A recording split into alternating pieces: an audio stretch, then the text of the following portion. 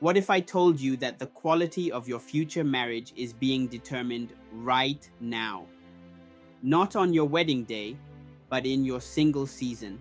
Not when you say, I do, but in the hidden moments no one sees. The prayers you pray today, the character you develop today, the habits you build today will determine whether your marriage thrives or collapses tomorrow. Marriage is God's idea. He created it. But here's the warning: He will not bless what He did not build. He will not ordain what He did not prepare. Many dream of marriage, few prepare for it. Many pray for a godly spouse, few become one. God is not calling you to a mediocre love story. He is calling you to a covenant that reflects Christ and the church, Ephesians 5:25. But before He gives you His best, you must become your best in Him. Before you receive a blessing, you must be ready to steward it. So the question is, are you preparing for God's best, or are you settling for the world's standard? If you want a kingdom marriage, you must embrace kingdom preparation. If you want God's best, you must first surrender to God's process. Will you rise to the call? Will you allow God to shape you? Let's dive into what it truly means to prepare for God's best. The Bible says in the book of Colossians 2:10, you are complete in Him, who is the head of all principality and power. Half a man and half a woman does not equal one flesh. Neither does half a woman and half a man result in a strong marriage. It leads to broken home. People may advise you to find someone to complete you. They are wrong. First, God's desire is for you to be complete in Him. If you enter into marriage expecting that another person will resolve your insecurities, a significant disappointment is in store for you. Marriage tends to reveal flaws rather than fix them. Note these also. The day God created Adam was not the same day He provided him with Eve as a companion. Adam needed to be fully aligned with God, reflecting His character, authority, and purpose, before he could be entrusted with the responsibility of leading, loving, and caring for a woman, Eve. Ruth's unwavering faith in the God of Naomi shaped her destiny.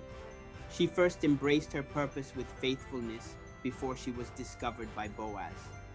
Esther's refinement set her apart, making her deserving of the crown.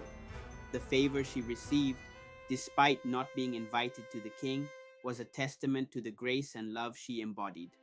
Unlike the proud Vashti, Esther's grace and humility, beyond fasting, won the king's heart. Being religious alone cannot build a home, good character does. The book of Proverbs 14:1 says, every wise woman buildeth her house, but the foolish plucketh it down with her hands. Ask yourself, have I been refined? Can I build a home? If you do not develop self-control in singleness, you will struggle remaining in marriage because, just like a city whose walls are broken through is a person who lacks self-control. Proverbs 25:28. God does not send you a spouse to fix you. He sends you a spouse to partner with you. Stop searching for the one. Start becoming the one God has called you to be. But the fruit of the Spirit is love, joy, peace, patience, kindness, goodness, faithfulness, gentleness, and self-control. Galatians 5:22-23. Marriage is not a fairy tale. It is a spiritual assignment. It will require patience, kindness, self-control, and unconditional love. So before you ask God for a spouse, ask yourself, am I walking in love and patience? Am I growing in kindness and self-control? Am I being shaped into the person who can sustain a covenant? A selfish person in singleness will be a selfish person in marriage.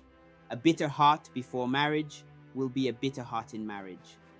A lustful heart before marriage will be a lustful heart in marriage. What you do now, how you think, speak, and act, will determine the kind of spouse you will be.